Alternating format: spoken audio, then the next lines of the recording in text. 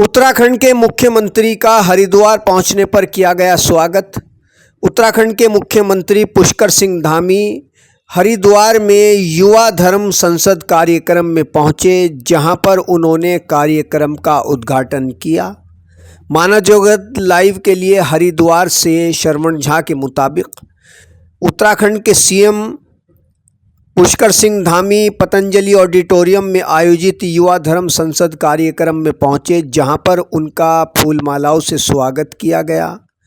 इसके दौरान उन्होंने मीडिया से भी बातचीत की। कार्यक्रम में योग गुरु बाबा रामदेव भी मौजूद रहे और कई और संतों की भी मौजूदगी रही। मीडिया से भी कार्यक्रम के बारे में विस्तार से बातचीत की गई।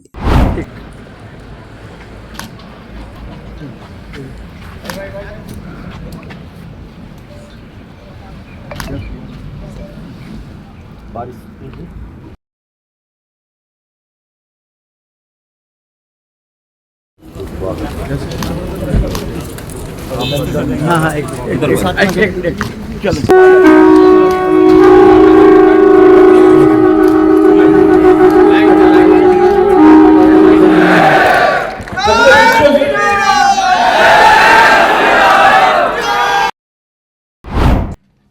यहाँ उपस्थित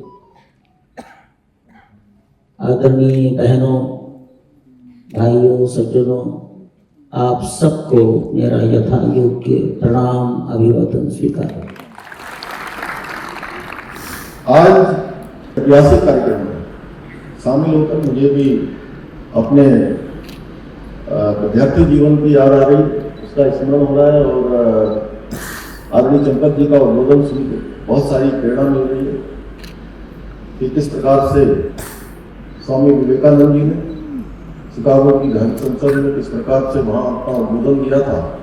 सामाजिक रूप से आगे बढ़े, राजनीतिक रूप से, सांस्कृतिक रूप से वो तभी विकसित हो सकता है जब तक वहां की युवा शक्ति संगठित और आत्मनिर्भर और राष्ट्रवाद की भावना से प्रेरित न हो।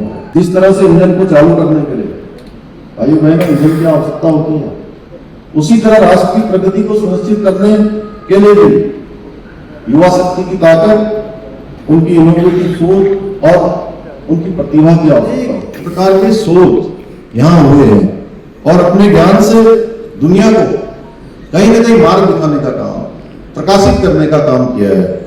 देवभूमि उत्तराखंड के युवा भी कदम से कदम मिलाकर चल रहे हैं। उत्तराखंड स्टार्टअप नीति 2023 आने के बाद राज्य में स्टार्टअप कल्चर तेजी से आगे बढ़ रहा है और संकल्प में जब हम विकल्प ले आते हैं तो संकल्प वहीं पर समाप्त हो जाता है। रास्ते हमारे भटक जाते हैं, मंजिल हमसे दूर हो जाती है और सपने हमसे टूट जाते हैं।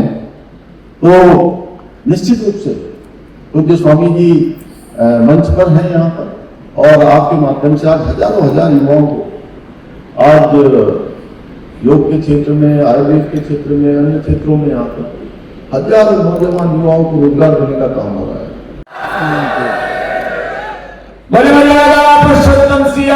रामचंद्र की